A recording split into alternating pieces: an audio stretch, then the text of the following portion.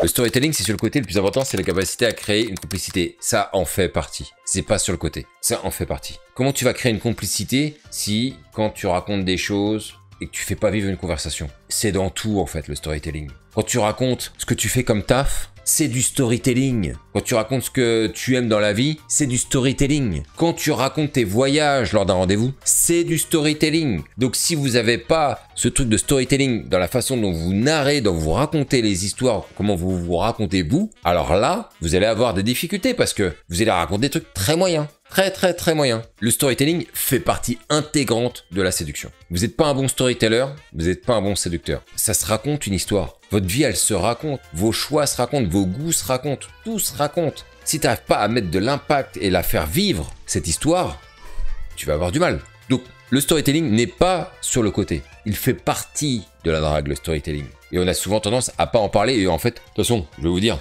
tout le monde s'en fout. La preuve, Alex, tu me dis, le storytelling, c'est sur le côté. Donc, pas important. Au contraire. Quand tu abordes une nana dans la rue et que tu balances ta phrase d'approche, c'est du storytelling. Si tu dis, je t'ai vu passer et je me suis dit, waouh, non, il faut que je fasse sa rencontre. Je peux pas la laisser passer, tant pis. Même si les flics y viennent, même si les gens me regardent mal, je me suis dit, là, toi, il faut que je fasse ta rencontre. C'est du storytelling. Parce que sinon, s'il n'y a pas de storytelling, tu dis, salut, je voulais juste faire ta rencontre. Voilà, je voulais te parler. Là, c'est sans storytelling. Hein. C'est juste, je te donne la raison. Voilà. Par contre, si tu dis, écoute, excuse-moi, je t'arrête 30 secondes. J'étais là-bas. J'étais en train de regarder mon téléphone. Au moment où je relève la tête, je te vois passer juste à côté. Et je me suis dit, waouh, je fais quoi là? Et je te cache pas que j'ai réfléchi pendant 3-4 secondes. Et j'ai vu, je me suis dit, ça se trouve, elle va prendre la première rue. Je fais, vas-y, là, si tu dois faire un acte courageux, c'est aujourd'hui. Quand tu la racontes comme ça change tout. Quand tu abordes une nana, si tu mets pas d'impact dans ta phrase d'approche, bah, mon gars, t'es cuit. Donc, pour ceux qui disent le storytelling, c'est sur le côté, ah bah, bonne chance alors. Minimisez l'impact que vous devez avoir dans une conversation. Là, regarde. Stéphanie, 100% d'accord avec toi au sujet du storytelling. Je vous jure les gars, habituez-vous à raconter des histoires. Habituez-vous. Le nombre de personnes qui me racontent des anecdotes, des histoires, je m'ennuie. Le nombre de personnes où je dis, vas-y, viens-en au bout s'il te plaît. Quand je dis à quelqu'un, viens-en au bout, ça veut dire, c'est relou à t'entendre. Franchement, t'écouter est pénible. C'est trop long, il n'y a rien de vivant. Fais-moi vivre ta conversation. Fais-moi vivre ton histoire. Des hauts, des bas, le machin. Sinon, qu'est-ce qu'on s'ennuie, quoi. Donc, faut les faire vibrer, les gens. Faut les faire vibrer, les femmes, les gars. Faut y aller. Dans les intonations. Je monte, je descends. Et là, bam! Roulement de tambour. Qu'est-ce qui se passe? Et là, je suis devenu fou. Je suis, non. Mais en fait, j'ai une idée. Et là, t'es bon. Si tu maîtrises ça, t'es bon. Et moi, je sais que dans mes approches, il y a toujours des variations de tempo, de ton. J'appuie les mots où ça impacte. Et je sais que quand je raconte une histoire, si j'ai pas envie de me faire chier, je vais dire ouais, non, mais c'est juste ça. Voilà. Par contre, si j'ai envie d'impacter la nana, je vais dire ah ouais, tu veux savoir comment j'en suis arrivé à devenir genre commercial, admettons. Ok, t'as 4 heures ou pas devant toi? Non, faut que je fasse la version courte alors. Ok, est-ce que je commence par la descente aux enfers ou est-ce que je la commence depuis le début? Non, vas-y, depuis le début. Bon. C'est quoi, je vais faire un mix des deux. Je vais te raconter comment j'en suis arrivé là, en quelques lignes, et après, les pires années, mes premières années de commercial où c'était une galère intersidérale. Vas-y, raconte. Si tu le racontes comme ça, c'est pas pareil que dire, un jour je voulais devenir commercial, et puis bon, au début c'était pas facile, hein, mais bon, à force on y arrive. Raconter comme ça, c'est nul à chier. Tu palpites pas, hein. Tu vibres pas avec le mec, hein. C'est un peu dur au début, ouais. Et après, oh ça va mieux, ok. Bon on passe à un autre sujet. En tout cas, voilà. Je sais qu'il y a des livres, alors j'en ai jamais lu, mais je sais qu'il y a des livres là-dessus. On va interroger. Ouais, c'est toujours notre ami, hein, notre ami à tous. Ok, tu m'as convaincu, mais c'est la flemme de toujours enrober nos phrases. Ah, voilà. Je préfère cette honnêteté. Peut-être que ça te paraît compliqué à faire, ou fastidieux, ou ça demande de la ressource, ça demande de l'énergie, je peux l'entendre. Mais rends-toi compte de la différence entre quand tu storytelles une histoire devant quelqu'un et quand tu le fais pas. Rends-toi compte de la différence quand tu le storytelles bien, mais l'impact que t'as sur la personne. Oh, il te regarde avec les popcorn. Et alors, il s'est passé quoi après? Non, t'es pas sérieux, il t'a dit ça? Non, et après, t'as fait quoi? Ah, t'es parti. La personne, elle vit l'histoire. En fait, il faut vivre les histoires comme un film. Si le film, il est plan-plan, tu t'endors ou tu te casses de la salle. Donc, il faut se dire qu'à partir du moment où tu vas raconter une histoire, faut pas que la personne, elle décroche. Donc le storytelling, il doit être très très bon, le mieux possible. Alors, Faut pas s'en vouloir si vous avez jamais réfléchi à ça, mais entraînez-vous avec tout le monde. La boulangère, tes collègues au bureau, quand tu racontes une histoire, entraîne-toi à essayer de mettre de l'impact, la faire vivre, mettre du suspense, des montées, des descentes, des intrigues, des retournements de situation, la descente aux enfers, la remontée et le final. Entraînez-vous avec tout le monde là-dessus. Je vais voir qu'est-ce qu'il me dit l'autre. Comprendre l'objectif du storytelling en séduction. Le but, ce n'est pas de briller ou d'inventer des histoires incroyables, mais de créer de l'émotion. Je suis d'accord avec ça. Rire, surprise, tension. On parle souvent, les gars, de l'émotion. Les femmes ont beaucoup d'émotions, il faut les faire vibrer. Le storytelling va vous permettre de créer ces émotions. Montrer que tu es sans te vendre. Et effectivement, ceux qui comprennent rien, ils vont pas arrêter d'étaler leurs assets, leurs atouts. Je vais faire ceci, je vais faire cela, j'ai fait une semaine à Vegas, après j'ai été voyager ailleurs. Ceux qui vont storyteller leur vie vont rendre des moments très moyens, des activités lambda très intéressantes. S'ils le font bien, ils peuvent rendre des trucs très moyens, très intéressants à écouter. Rendre ta personnalité vivante, donc c'est ce que je dis. Au plus tu storytell, au plus t'es vivant. Et c'est la réalité, hein.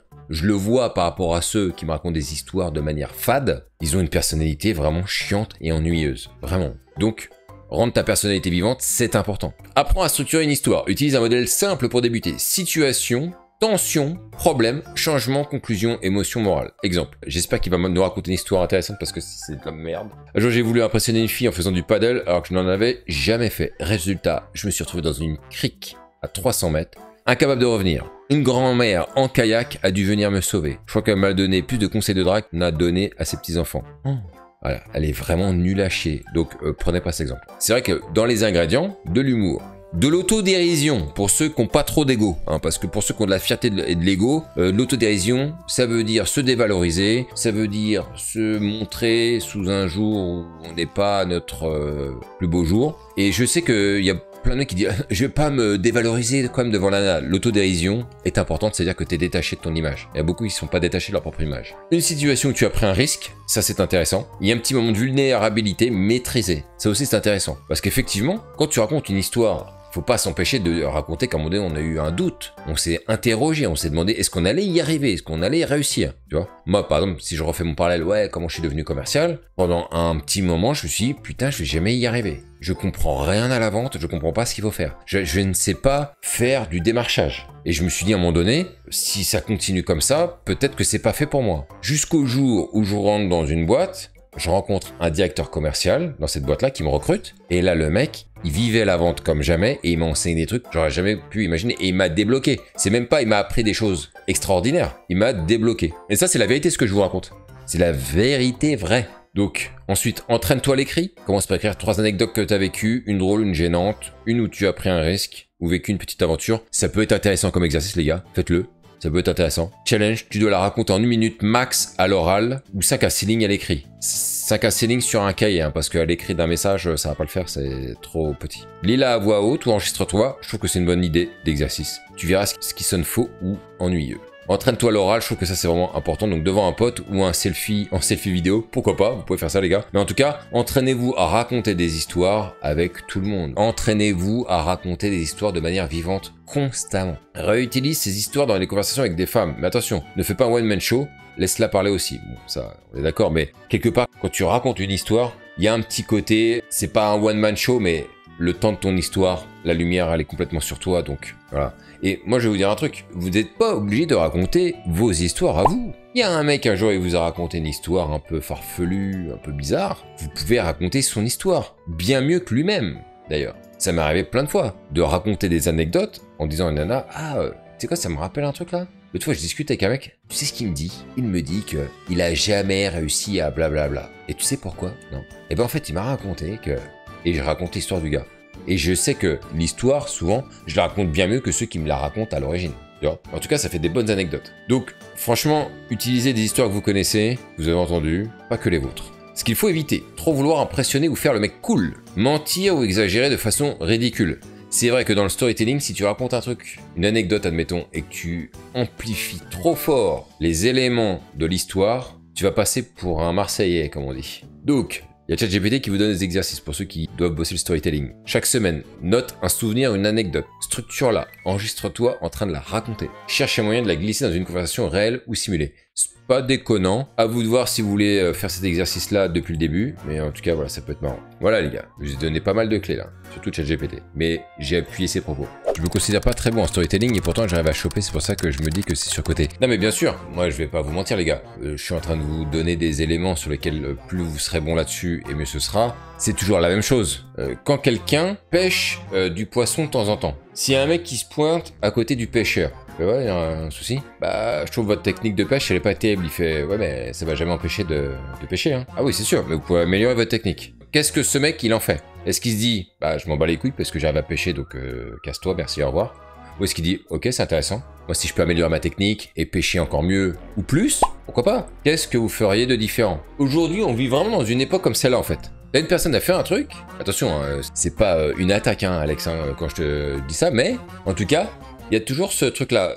Une personne, elle sait faire quelque chose, si tu peux améliorer ce que tu sais faire. Est-ce que ça t'intéresse ou pas? Beaucoup de gens, je dis, moi, je le vois, hein, la moyenne des gens sont pas spécialement intéressés. Je sais conduire ma caisse, est-ce que je peux la conduire mieux? M'en fous, du moment que ça marche, tu vois. Ok, très bien. Par contre, dans les moments où ça galère un peu, là peut-être que ces genres de choses ça peut revenir à la surface, tu vois. Dans les moments un peu de sécheresse, je sais pas, j'intéresse pas des gonzesses, blablabla. Et de toute façon il y aura toujours une nana qui sera intéressée par un homme. Maintenant la question c'est, est-ce qu'on en séduit plus qu'autre chose? Et je dis même mieux, est-ce que vous pourrez vous rendre compte, vous, à titre personnel, à quel point en fait vous êtes séduisant quand vous améliorez tout un tas de petits points comme cela? Vous vous rendrez compte au fur et à mesure que plus votre niveau de séduction et de désirabilité va augmenter avec le temps. C'est garanti. Donc maintenant la question c'est, est-ce que on en reste là? Et c'est très bien. Là ça m'empêche pas de choper. Bon, très bien en fait. Bah en fait si tu veux en rester là, c'est ok, tu vois. Moi-même, hein, j'ai souvent eu ce genre de mauvais réflexe de dire ouais mais ça sert à rien. Et parfois il y a des trucs qui servent à rien. Mais parfois aussi, il faut, avant de dire ça sert à rien, peut-être se dire là comme ça, je vois pas l'intérêt, franchement, mais va falloir que je réfléchisse ou que je vois des exemples parce que ça me parle pas comme ça. Et après, de se dire ah ouais, j'avais pas vu ça comme ça. Et moi-même, ça m'est arrivé de tilter, mais combien de fois t'as des gens qui te disent ouais, ça c'est mieux, machin, tu vois, c'est bon, ça m'empêche pas de faire ce que j'ai à faire, tu vois. Et puis après, tu reviens, tu réfléchis ou un jour tu le fais par hasard, tu dis ah ouais, je vois ce qu'il voulait me dire l'autre là. Ok. Perso, je suis un maître du storytelling. Mais je me chie dans la colle sur d'autres points. Donc il faut pas tout miser sur un truc, je crois. Il faut jamais miser sur un truc. Ceux qui se plaignent, ouais, je suis pas beau, j'arriverai pas avec les femmes. C'est-à-dire qu'eux, ils misent que sur un aspect. Donc ils se disent, si je suis beau, en fait, ma vie, elle change radicalement. Je dis pas que, attention, elle change pas. Mais bon, pas évident que ça change tant que ça. Parce que si la personnalité est pas terrible, voilà, ça change rien. Donc non, il faut pas se focaliser sur un truc. Moi, c'est pour ça que moi, je me suis amélioré sur plusieurs sujets hein, tout au long de ma vie. Ma manière de regarder les femmes, de les regarder droit dans les yeux, donner de l'impact quand je parle, savoir les questionner, savoir les écouter. Il y a tellement d'éléments qui sont importants. Et plus vous en maîtrisez, plus ça devient facile. Donc voilà les gars, ce que je vous propose, moi, c'est qu'on s'arrête là.